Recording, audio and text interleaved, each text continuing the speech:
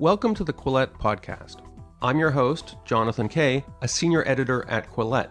Quillette is where free thought lives. We are an independent, grassroots platform for heterodox ideas and fearless commentary.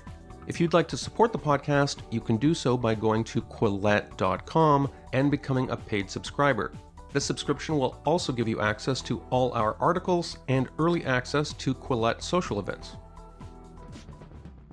Welcome to the Quillette podcast. I'm Jonathan Kay, and today we're going to be talking about a blockbuster story that you might remember from 2021, when it was dramatically announced, including by the New York Times no less, that a mass grave containing the remains of 215 Indigenous children had been found in Kamloops, British Columbia, on the grounds of a former residential school, one of the infamous institutions where Indigenous children once were sent as part of a national Canadian plan to assimilate Indigenous peoples.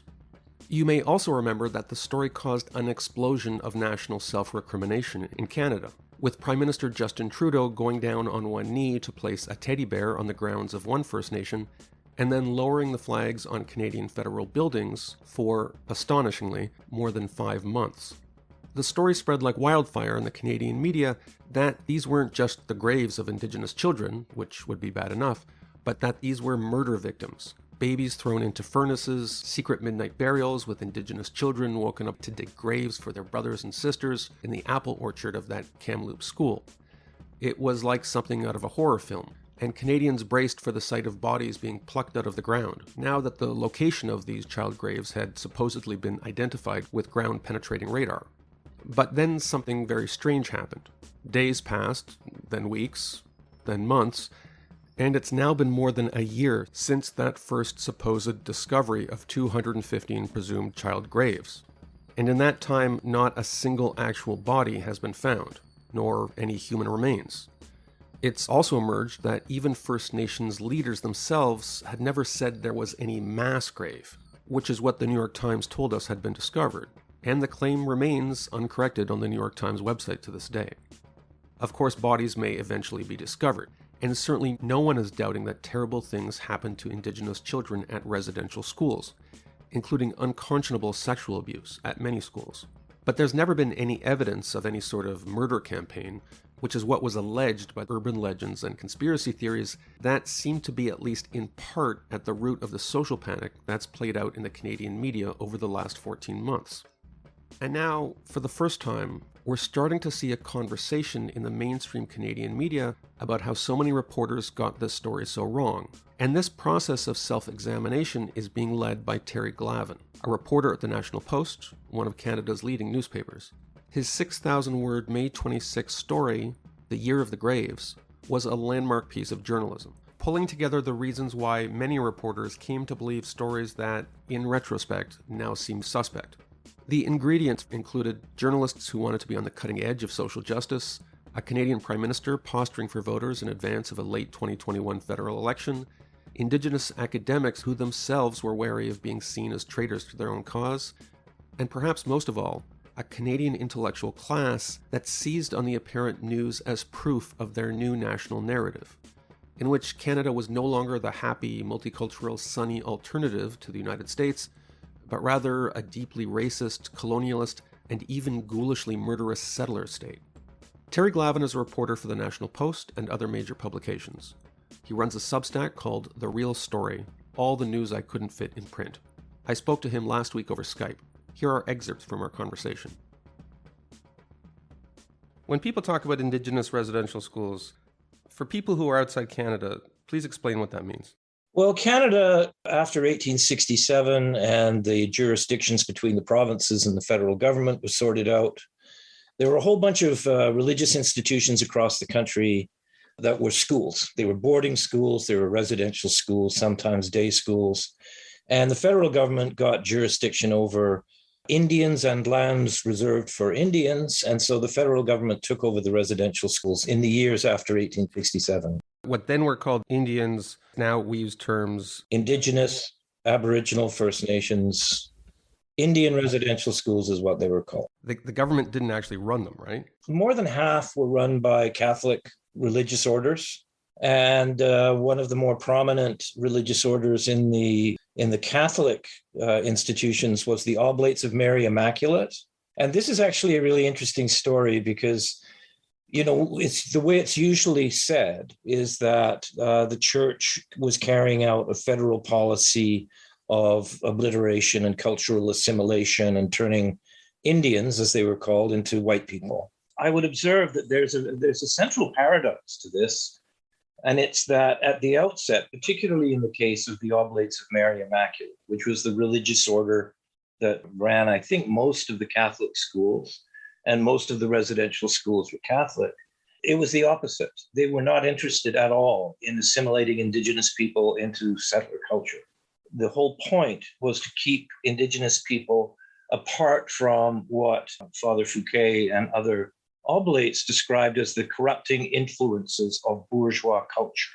And there was a kind of an indigenized Catholicism that was evolving, a kind of a syncretic Catholicism that was evolving. You have to understand the Oblates, unlike the Benedictines or the Jesuits or the Franciscans, they're a relatively recent religious order. They emerged from the Great Terror in France. And they believed that the church and the faith could only be revived in the company of the wretched of the earth, the poor, the most marginalized, the most vulnerable and oppressed. And the way they ended up in Canada is they actually got chased out of the United States. They were understood during the Indian Wars in the United States to be too close to the Indians. And some of the tribes thought that they were taking the sides of other tribes, or they were taking the sides of the US cavalry. But generally, the opinion of the white people in the States was, you got to get these people out of here. They're siding with the Indians. So the Oblates were driven north. And it was only after the federal government took over the jurisdiction over the schools that the churches were obliged and were willing participants in many instances in that process of cultural obliteration. The federal government was all about, industrial schools and integrating them into the proletariat of the emerging society. If somebody is listening to this podcast from a place like Ireland, and they're familiar with scandals involving religious schools. Sure. Is that at all analogous? Yes, very much. Although in this case, there's a targeted Indigenous angle to it. Well, in Ireland, it was also a targeted Indigenous population. Could you explain that? The native Irish are, generally speaking, Roman Catholic. Irish Catholicism is a kind of a syncretic, indigenized Catholicism, if you like. And that was the project that was quite violently opposed by the British authorities in the country. And of course, they outlawed the religion, and Catholics weren't allowed to practice their faith for about 150 years, I think it was. And, they had hedge schools, and they would observe their devotions up in the hills and so on. So, there are parallels in, for instance, the recent scandals, if you like, the mother and child homes in Ireland, the priests, the predators, abusers being shifted from one diocese to another. We saw that in Boston, that was where it erupted with cardinal law and all of that stuff that spread out across the Catholic world. And it's not clear to me whether or not the abuses that occurred, sexual abuse, pedophilia that occurred in the residential schools was markedly different. I don't want to let the church off the hook here. It was bad everywhere. And I don't know that that aspect of the persecution of Indigenous people was unique to residential school. But I think what I would observe is that putting aside the sexual predation, even if there had been none of that abuse that took place, the project of forcing kids away from their community. The federal project was cultural genocide, in my opinion. In international law, physical extermination of a people is not the only threshold for genocide. In the case of Canada, it's kind of curious and complicated because a lot of the what you might call the genocidal arguments were predicated on the assumption that in order to prevent the physical extinction of the people, it was essentially necessary to turn them into white people, right? Speaking English or French, living in settled communities, bourgeois values, that kind of stuff. Yeah. And I think one of the things that is curious, and I think a lot of people don't quite appreciate, we talk about intergenerational trauma. You hear this term, the destruction of the family. And this is why it's so antithetical even to Catholicism, and why so many Catholics are outraged by what has happened here. Because if you take these kids and you put them in these institutions, and then they go back and maybe they have kids, and then they have kids, they don't know what parenting is really all about. People take for granted that parenting is just this natural thing that we know how to do. But a lot of it is just copying what you experienced. And if you didn't experience anything in the form of parenting, you don't know how to do it. Yeah. The other thing, too, that I think is important to remember, and I don't think this can be underemphasized, you'll hear a lot of, I don't know if I want to call them apologists, but you'll hear people saying, well, the Indigenous people, they invited the church in, they wanted these schools built, they sent their children to these schools. It's not true that the children were ripped out of their arms and forced to go to the schools. That may have happened in a handful of cases, but you'll hear people sometimes talk like apologists, if you like, talk like that. And to some extent that's true, but what that hides, and this is something that is unique to Catholicism, is that there's 7 sacraments in the church. The priest, that's the power of the priest. One of those sacraments, ironically, is the sacrament of reconciliation. That's what it's called now. Confession. You open up to your priest in a way that you don't open up to your best friend, to your parents, to your brothers and sisters. The violation of trust, I think, that is the worst crime that was committed in those days. And certainly, and most obviously in the case of physical and sexual abuse. Indigenous people trusted the church. They trusted their priests. And for a great many Indigenous people, that trust was betrayed in the worst possible way. And I think this is something it's kind of hard to explain to Protestants, but it's a big deal. Normally, when I talk to other Canadians about this, they talk about this as sort of a malignancy of Canadian history. And I mean, I don't think you're avoiding that at all, but you're also putting it into context in the larger Catholic sphere. Yeah. One thing, and I made this clear in the introduction, is that if I just wanted to talk about residential schools, with all due respect, I wouldn't have you. I'd probably have an Indigenous person on. Right. But we're not really talking about residential schools. We are talking about the coverage of residential schools. I remember when I was writing about the Truth and Reconciliation Commission report, which was the big deal. And that report was in 2015. We're always kind of trying to work through it, and then we forget about it. There was the Royal Commission on Aboriginal Peoples in the 1990s. There was the apology independent assessment process that the Harper government went through, which kicked off the Truth and Reconciliation Commission, which reported in 2015. It included 4 recommendations specific to residential school graves and missing children. They counted up, I think, 3,201 was the number of names of children. And the way that's usually reported is who died at residential schools that they know of. But that's actually not what they said. They said there's 3,201 who died after being enrolled at residential schools. And they could find where those kids died in slightly less than half the cases, and also where they were buried.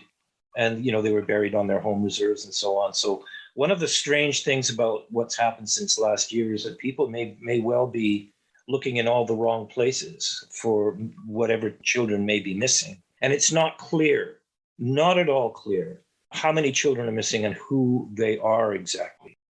Putting the numbers aside, if you were an Indigenous child going to residential schools, is it correct that you did have a higher chance of dying during your school years? Oh my God, yes. Because I think for a lot of people, the bottom line is there are hundreds, probably thousands of Indigenous kids who died because they went to residential school. Yes. And I think this gets us into some of the maybe more lurid and speculative coverage of the Graves issue in 2021. I mean, we know that there was a lot of untreated tuberculosis. We know that there was substandard medical care, indifference to unhygienic conditions, and so forth. To your knowledge, at any of these schools, was there a campaign of mass murder? Of course not. Well, you say of course not, but a lot of the coverage we've seen over the last 14 months either strongly suggests or tells us outright that there was like babies thrown into furnaces and some pretty crazy stuff. Really crazy stuff. And the thing that really makes me angry about that, and it does make me angry, I'll confess to it, I have more than just an opinion about it. I have anger about it. I know people who were viciously sexually abused in residential schools. And I don't like it when their genuine suffering, documented criminal trials, the whole thing, is conflated with these horror stories that are floating around out there that have no basis in reality. We have to distinguish between what we know and what we're being obliged to believe. So tell us what we know. This gets straight to the issue of the coverage that we've seen that has brought the Pope to Canada. And it starts in Kamloops. I don't even know if it was even a press release, you know. I only say that because I have no evidence at all throughout all of this that this was something that any individual First Nation or group of First Nations decided to sort of spring on Canada. See, right? there, I'm gonna take you to task on that a little, Terry, because so in your article, the narrative you gave, you were admirably careful to talk about how a lot of this was like a media phenomenon and not so much the fault of First Nations. However, I went back and looked at the first, I think it does qualify as a press release, that it went up May 27th, 2021, and is from the Kamloops First Nation. The Kamloops, it's Rose Casimir, the chief. Yeah. And that statement pretty much said outright, we have found the remains of 215 children. Strongly suggested or said outright, these kids have been killed. She said they discovered the remains, which it's just not true. The mistake that Rose Casimir made is she said something like, we've confirmed the truth of the preliminary findings. And she also used the word confirmed, which I think in retrospect, she would admit, I spoke with her last week, that she should never have said. Because by the Tuesday, she was already saying, oh, hold on a minute. We didn't say mass grave. And also, this is all very preliminary. And this is the GPR stuff. And she was already walking it back. And I think this is really important. This is critical for people to understand why the Pope is here and what has happened over the last year. Kamloops was like a meteor hitting. It was huge. It was just, and it also is interesting in that there had been these stories going around from the late 1990s about this archipelago of secret mass graves around residential schools. And it was kind of percolating under the surface. And I did a fairly in-depth expose of the crazy defrocked United Church priest who was saying these things. The Aboriginal People's Television Network also did an expose of the guy. But it was always still kind of floating around, right? There were kids who would tell each other, scare stories about the orchard. And this is important because what happened last May, it's like, oh, here we have evidence of all of this weird stuff that had been floating around out there. So, sorry, I have here, this is the Office of the Chief. This is the press release they put out May 27th. It is with a heavy heart that Chief Roseanne Casimir confirms an unthinkable loss that was spoken about but never documented by the Kamloops Indian Residential School. This past weekend, with the help of ground-penetrating radar specialists, the stark truth of the preliminary findings came to light. The confirmation of the remains of 215 children who were it's absolutely not true what she said.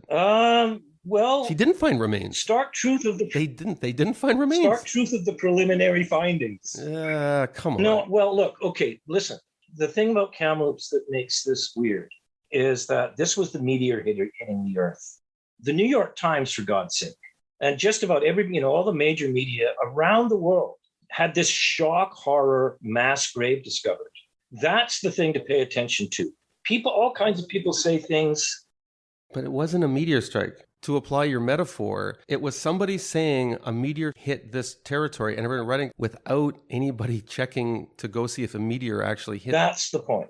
In fairness to this First Nation, lots of people make claims that are speculative. Lots of activists, lots of local politicians say things that aren't true. It's the job of responsible media to fact check it. Yes. To me, it's not scandalous that the chief of a First Nation believes that there's 215 kids buried under the ground. And by the way, maybe there are some kids buried that we don't know. It's not a scandal that someone believes this. You can see all kinds of historical reasons she believes it. The scandal to me is that a reporter at the New York Times reported this as if it were a verified fact. That's my point. Is there any precedent for this? Like other news stories where blue chip reporters like Ian Austin of the New York Times have just... It's really hard to find one, Jonathan. Well, I mean, there are precedents for it. The satanic ritual abuse scandal during the 1980s, I think. That was, thank you very much, Oprah Winfrey. Wall Street Journal did some good exposés on that. But you know where that whole thing started, satanic ritual abuse.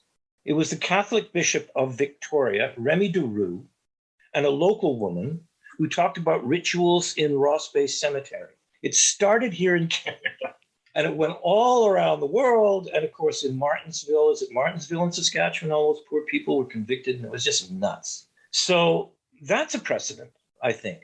But yeah, it's hard to find another precedent for the kind of reporting we saw. But here's the thing. I think that it's important not to lose sight of this. Sure, Rose Casimir said things that she regretted saying by what she was already saying within 3 or 4 days. But what's key is that happened on a Thursday. The New York Times came out and on the Friday, and everybody else went nuts. That weekend, Trudeau lowered the flags on the Parliament building. By Monday, he said they're all coming down across the country and they're staying down. For 5 months. For 5 months. And Tuesday, Rose comes out and says, well, it's a little bit more complicated than that. My case is this. Every single one of these incidents that added up, and the way you read it in the papers still, is 1,300 graves discovered at several residential schools, which didn't happen, by the way. Prime Minister Trudeau is always out in front. It's like this big social media craze.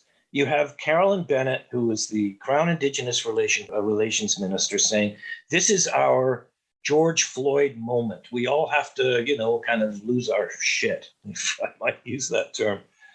I think there's a reason for that. And the reason is, of those 4 recommendations that the Truth and Reconciliation Commission made back in 2015, the government had 6 years to act on them and did not act on them. The government had spent about $4 million of a $30 million fund by the time the Kamloops story broke. They've since committed $300 million or something like that to the effort. Find out what kids are missing and where they might be. The very first interview with Perry Bellegarde, the chief of the AFN, he was trying to point this out. AFN, that's Assembly of First Nations. It's the lobbying group for chiefs and council. The Assembly of First Nations. He was trying to point this out, and there were reporters on national television who were hectoring him, saying, how many of these mass graves do you think there might be?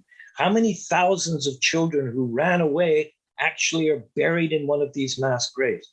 And it just, like Lloyd Laratte, who's an elder at Cowessess, one of these sites in Saskatchewan, said, well, the media came along and they picked up on this, unmarked grave story, and it took off from there. Well, they wanted a Rwanda or a Srebrenica because they have this horror film in their imagination. They wanted this to be like that. And I'm sure you've seen that because your article, 6,000 words, just meticulously researched. I don't think you had to walk anything back in that. It appeared in the National Post, mainstream newspaper. No, I haven't. You come out and you say, look, what happened in residential schools was terrible, but in the case of these people claiming there's human remains, no remains have actually been found. People will come and say to you, oh, I get it, and are you going to deny the Holocaust too? Yeah, this is important. I've been to Yad Vashem twice. When the Polish government says, well, the Poles weren't really involved in the Holocaust, you have to be specific and precise and factual. You have to have the names. You have to know where these people are buried, how they died. And I think, there are a lot of people who've been saying, oh, that Glavin is just a genocide denier. Sometimes I think they actually know why that would really get to me. It's kind of curious that while I was doing the research for this, I had to take a break. I had to go to Montreal and give a talk at the 30th Annual Symposium on Genocide and the Holocaust. And a lot of my journalism in the last 20 years has been about the genocide of the Uyghurs, the genocide of the Yazidis, the genocide of the Rohingyas. I mean, it's not a field of study or journalism I am unfamiliar with or not associated with. And I'm also, I co-authored a book with the survivors of a residential school. And so, yeah, it was a little weird. And you can see why people don't want to challenge the narrative. Just look what happened. They had the chairman of the Canada Council for the Arts basically saying nobody should interview that Terry Glavin guy. He's a bad person. What was an even bigger deal for me, this predated your article, is when Mark Miller in Trudeau's cabinet, who's in charge of what's now described as nation-to-nation dealings between the federal government and First Nations groups, He tried to smear an academic who wrote an article talking about some of the holes in this apocalyptic narrative that's come out. And Miller tried to smear this Quebec academic as a denier. And everybody knows when Mark Miller says denier, there's a square bracket term that's basically he wants people to read Holocaust denier. That is the absolutely clear import. Yeah, to me, exactly. That's an absolutely disgusting thing to do. 100% shameful. The Trudeau government perversely has become highly vested in this. Sometimes people take me to task. They say, well, this is an Indigenous tragedy. Who are you as a white person? Justin Trudeau is white. And to me, he became a political profiteer of this because last year there was a federal election in late 2021. And one of the big narratives that his Liberal government often have is we're the kinder, gentler, more multicultural party, unlike those horrible xenophobes and bigots in the Conservative Party. And he squeezed this lemon for all it was worth, going down on one knee. And I'm so cynical at this point about this issue that even if Justin Trudeau knew there was something seriously wrong with the story on day one, I still think he would have gone through with all this because to him this was election gold. And to have Mark Miller, his fellow Liberal, going out and smearing anybody who interferes with this narrative as a denier, to me this just highlights how a lot of prominent white people have hijacked this story for their own political ends. And I don't know that you are being cynical. I've come to conclude that what's really going on here, and we see this with Trudeau in any number of issues. He's kind of the way someone put it to me was that this is like a social media marketing strategy in charge of a G7 country. And I like Justin, or at least I liked him before he decided he was going to become the human embodiment of an ultra woke Twitter account. But to a certain kind of social justice mindset, this kind of issue, they have a vested interest in warping it in the direction of, I think, a falsified apocalyptic narrative. And it must be doubly unsettling to an Indigenous person who watches this tragedy, or at least a narrative about this tragedy, be hijacked basically to get the Liberals reelected. Well, he had a number of motivations.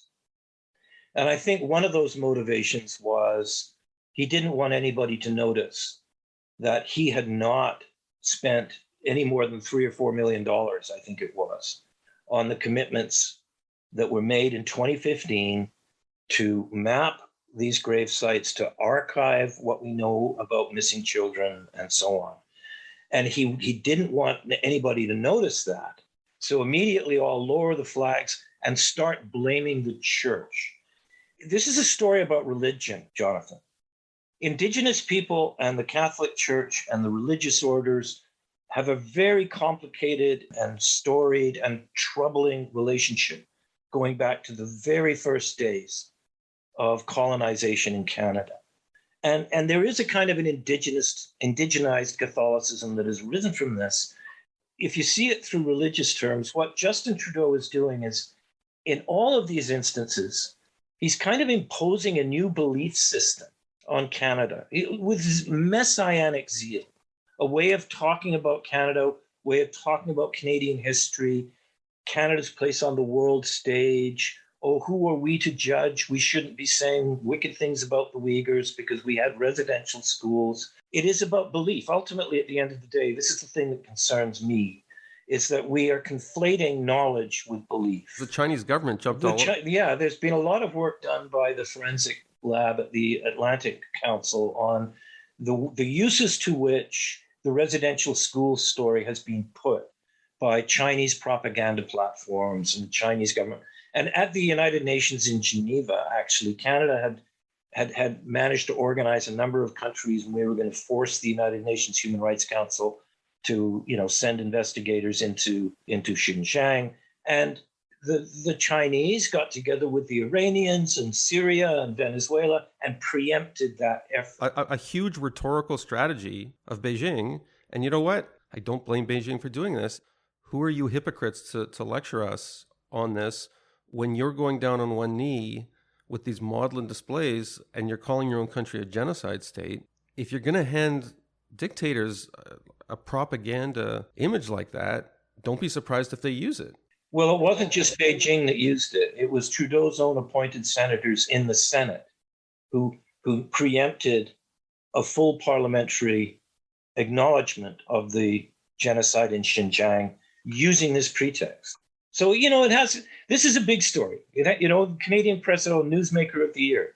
What I'm interested in is, what is this belief system that we're supposed to impose on the real world? So describe that belief system. Canada is and was an irredeemable white supremacist, colonialist, apartheid settler state until Justin came along, and he's one of the nice ones. And the liberals will be nice to you. And we're going to make, we're different from all the rest. That's really crude, but that's basically it. And now a message from one of our sponsors, BetterHelp Online Therapy. So the pandemic is ending, and maybe you're one of the many people who expected that as soon as things got back to normal, you'd be feeling back to normal too. If not, it could be because you've gotten burned out without even knowing it these last few years. Symptoms can include lack of motivation, feeling helpless or trapped, detachment or fatigue, and more generally, it can include no longer feeling as much joy or satisfaction in the things that you usually love doing, such as, writing or podcasting. BetterHelp is customized online therapy that offers video, phone, and even live chat sessions with your therapist, and you don't have to see anyone on camera if you don't want to. Plus, it's much more affordable than in-person therapy. So give BetterHelp a try and see if online therapy can help lower your stress. This podcast is sponsored by BetterHelp, and Quillette podcast listeners get 10% off their first month by visiting betterhelp.com/Quillette. That's BetterHelp.com/Quillette. And now back to our Quillette podcast.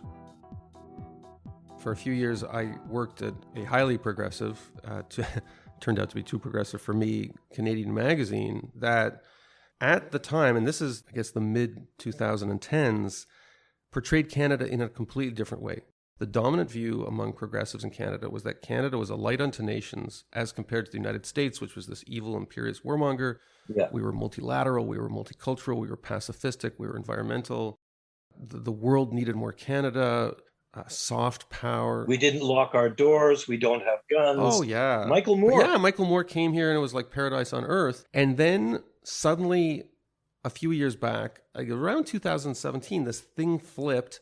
And I was like, no, forget all that stuff about how we're a light unto nations. We are white supremacist, genocide state. That's what I mean when I say new belief system. This unmarked grave story, I believe one of the reasons people seized on it, despite the fact the evidence for it was thin, is because it put meat on the bone for this really abrupt ideological transformation in the self-image of Canada on the left. Yeah, I think there's every once in a while that kind of agenda, if you like, really bears itself. This whole concept of residential schools denialism was actually invented by a University of Manitoba professor by the name of Sean Carlton. And he's been going around saying, oh, this person's a residential schools denialist. He was kind of inventing this concept that requires clairvoyance, by the way. It's totally unobjective. That person had said more than once when, all of the churches were burning across Canada and these retaliatory actions, and working class churches in East Vancouver were being vandalized. This was a scandal in and of itself because dozens of churches were torched and you had politicians, including Justin Trudeau, basically staring at their shoes. Oh, they're saying it was understandable. Because there was no crime that couldn't be excused as an emotional spasm. And it's like, well, yeah, you got to understand, people are angry. They're angry because of the bullshit way the story was reported. Well, they've been incited. And then reporters are treating themselves as heroes, and now silence. You must have had journalists emailing you saying, I wish I could say that. I did. I'll get into that. But the reason I raised Sean Carlton is that you mentioned that kind of shift, from Canada being this place where American draft dodgers run for freedom and all this kind of stuff, to this irredeemably racist colonial settler state. And that's what made this reckoning so different. There was this narrative paradigm that had to be enforced about Canada's wretchedness and the horribleness of Canadian history. And Sean Carlton, more than once, said, you remember when Harshal Walia... The head of the British Columbia branch of the Canadian Civil Liberties... Well, the churches were burning. And I should say, many on Indian reserves. And those churches were beloved of the people in those reserves whose ancestors had built them. And in not one instance of one of those churches burning was there not great weeping and lamentation. I'm telling you, it hurt to see those little churches get burned. And she said, burn it all down, right? Burn it all down. And then when people started to notice this, it's like, my God, what the hell? You're supposed to be the head of the BC Civil Liberties Association. Then you have Justin Trudeau saying, this is understandable. Sean Carlton was saying, this is just a distraction. We need to change this conversation back to Canada's racist, colonialist, white supremacist history. So that's really what the agenda has been. And it's not just Sean Carlton. I mean, big deal. The guy's a joke. But, it's pretty weird to wake up in the morning and see a press release to the effect that the Canadian Association for Physical Anthropology, the Canadian Archaeological Association, 4 or 5 groups and university faculty saying, yeah, that Glavin guy is a residential schools denier. I mean, that was pretty weird. But there isn't a news organization in this country, a major news organization, that reporters and editors have not phoned me and said, hang in there, checking in on you, making sure you're doing okay. And interestingly, a number of Indigenous, fairly prominent national Indigenous intellectuals, academics, activists have done the same thing. They said, okay, Glavin, we know who you are. You're okay. You stay the course. It must be a very difficult time to be an Indigenous academic. If you go off script on this thing, I'm guessing you're going to be called like kind of an Uncle Tom. Or worse. There was, for instance, I got a copy of a site inspection report written by a consulting architect who does this for a living of the Kamloops Indian residential school site, the orchard, which shows that, about a third of the orchard actually has been excavated over the years. And nobody's ever found any human remains. And if you look at what kind of excavations were done and the pipes that were laid, and also the agricultural work and the furrows that were laid, you would get these things on a GPR survey that would be kind of lined up and would give the impression of graves or something. But calling them probable graves in the view of this individual is pretty outlandish, because the probability is that these were trenches and pipes that were laid, and any number of other forms that were imposed on that little landscape there. And no burials have ever been found. And that consulting archaeologist is terrified of his identity being known because of the career implications. This is the thing that really, I think, is really disturbing and people should keep their eye on, is the fear. There's what we might know. There are facts that we might want to discern and discover. And then there's what we are obliged to believe. And these things have been conflated. We have to believe that there are 215 children in the ground, or in some iterations, that 215 bodies were discovered. This is all about belief. It's not about what we know. When I talk to ordinary people, like people who don't do podcasts and journalism for a living, just from following the news, they're surprised when I tell them that 215 actual skeletons have not been removed from the ground. Because from following the media, they would get that impression.